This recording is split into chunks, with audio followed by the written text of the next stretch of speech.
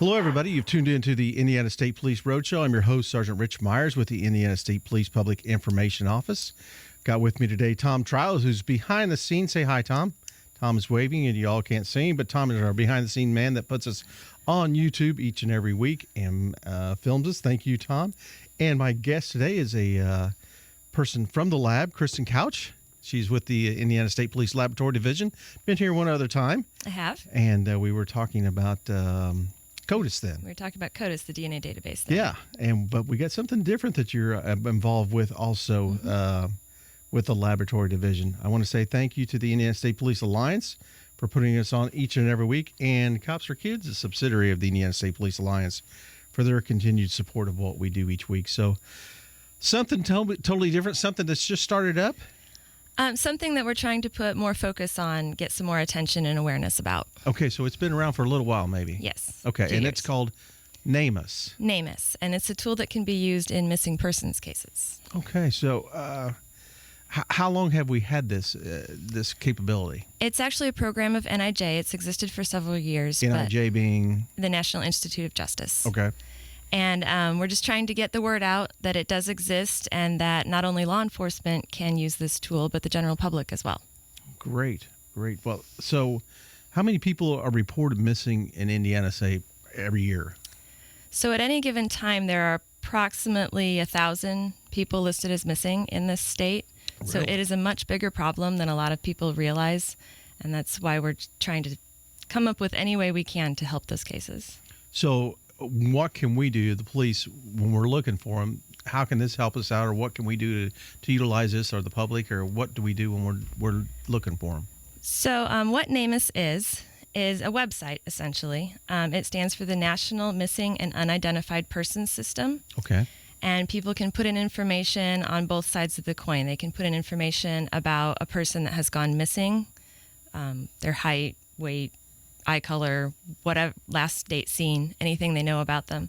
On the other hand, coroners and medical examiners and law enforcement also have access to this site. They can enter things about remains that are found, or maybe a person who is found alive but for some reason can't identify themselves. And NAMUS has some tools where it automatically compares these two groups to try and come up with possible matches. Okay. That can then be looked at by people. But it's also a way that family members themselves, if they're missing a loved one, they can go on, they can run searches, they can try and help out themselves and be an active part of that investigation, which is really cool. So can a family member or the public put in information in this? They can. There are a couple different sections. Some of it is law enforcement sensitive and locked down to logins from law enforcement communities. Okay. But a lot of it is totally available to the public. So you can look things up, you can enter things that maybe you remember later about your loved one. You can add details about scars, tattoos, anything like that to help identify them. And is this administered obviously by the Indiana State Police here? Is that throughout the nation or all state police? It is national. Like I said, it comes from the National Institute of Justice. We just use it. So we're users like anybody else. Forensic scientists at the laboratory with me are users. I know there are some users at the Missing Persons Clearinghouse associated with ISP as well. And anybody can become a user. All you have to do is go to the website and register.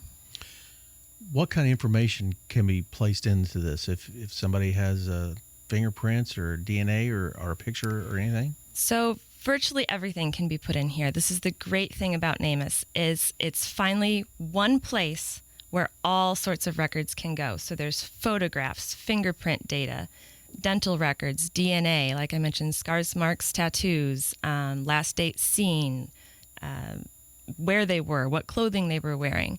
All sorts of things can be put into NAMUS. And it's finally a place where all of that information that used to be scattered among many different agencies can be in one spot. Is this something that is required, or is this a volunteer thing? If you're going to have certain types of DNA analysis run, it is required to enter in the case into NAMUS. Okay. So it's a good idea to do it all the time, and then it's there if you end up wanting to take one of those additional steps.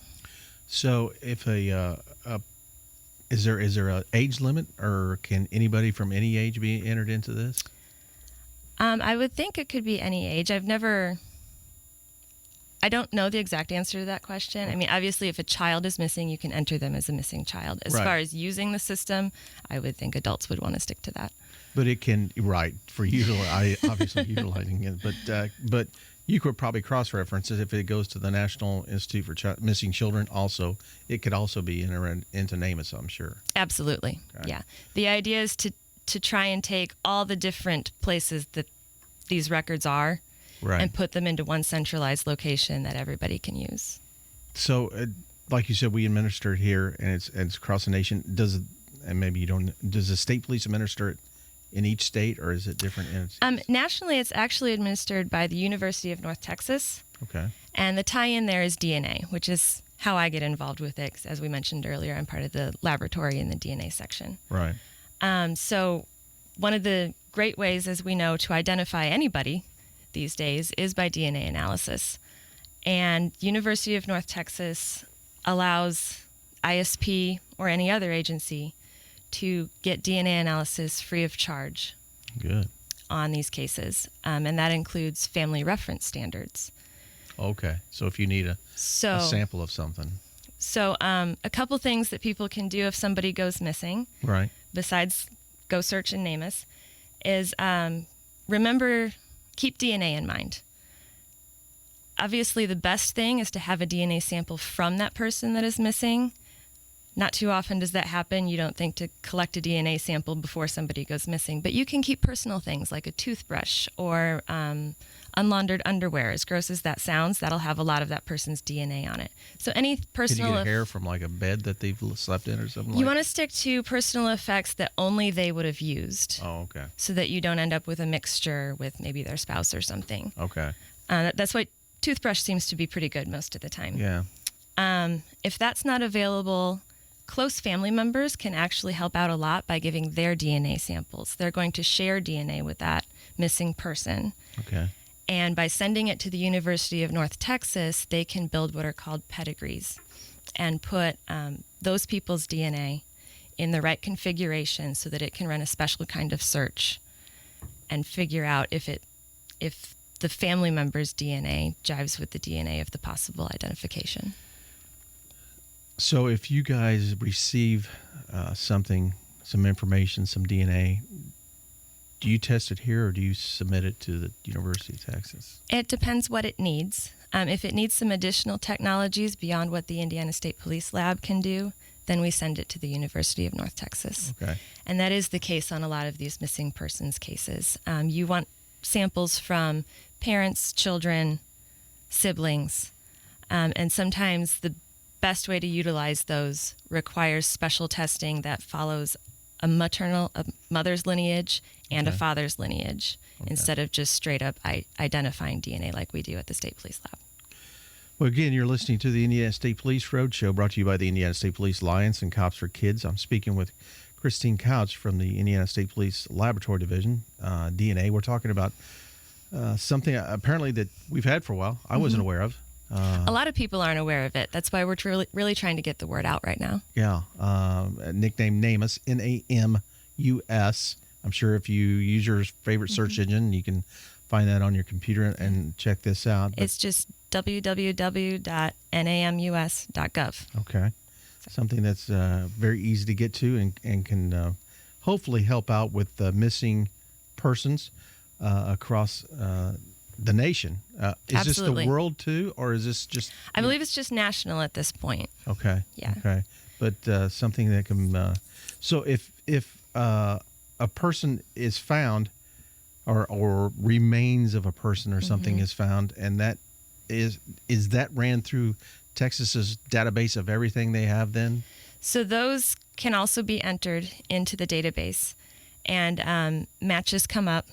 We have actually had matches happen across state lines already, where somebody went missing from Indiana, remains were found in Michigan, and it matched them up, and they were able to verify through the DNA that it is the correct person and return that person to their family. Do we have any numbers on how many that we've been active with or interacted with? I don't have good numbers on how many we've entered, and unfortunately there haven't been a lot of success stories yet, but we believe that's because not enough people are using the system. Right. So The remains have been put in pretty regularly. That's something that often gets done. The coroners are getting pretty good about turning in their remains for DNA and entering those records in NAMUS. But it's never going to match anything if nobody's looking for them. Yeah. So we're really trying to push the awareness on the other side of the coin now so that we can start making some of those identifications and sending people home to their families. Well, this sounds like a good tool, another tool in the toolbox, per se, for Absolutely. detectives, anybody out there working cases. Detectives, coroners, forensic science professionals, and even family members. So I know some people may be asking themselves when they're listening to us or go on the site and look about this, what about my DNA database? Is it going to be... So if you're Possibly. a close family member and you want to give a sample to try and help look for your loved one, but you're a little nervous about that DNA being in a database, Right, yeah. I can assure you that it is only searched against the missing persons portions of databases. It is not searched in the normal criminal side of Okay. CODIS. So you would be giving it, and you even need to sign a consent form that spells all that out. And you would be giving it just for the purpose of looking for your loved one. If that person is located, safe and sound, whatever, does their DNA database still stay in there? So if a person is located, then we'll take the family members back out. Okay, so that will be pulled from there. Absolutely. Along with the person that's found, Right. obviously. It's in there. So how do they go about giving a sample if they want to do that? They should go to the local law enforcement agency that is handling that missing persons case Okay. and just ask to give a sample as a family member. There will be a consent form to sign, as I said, and it's just simply a cotton swab rubbed on the inside of your mouth. And Or that's just like all it we is. do with kids. Yes. If we want to do that And on our it DNA can sample go kits. miles to help identify your loved one. So the local agency does that, then what do they do with it? Do they bring it to you? They or would something? submit it to the state police lab, and we Okay. would handle it from there. Okay. So if is this forever? Does it stay in there? Is there a time limit that after? It would stay forever unless that person is identified, and then Okay. it would come back out. So we've had people identified 35 years after they've gone missing. Is that right? So never give up hope.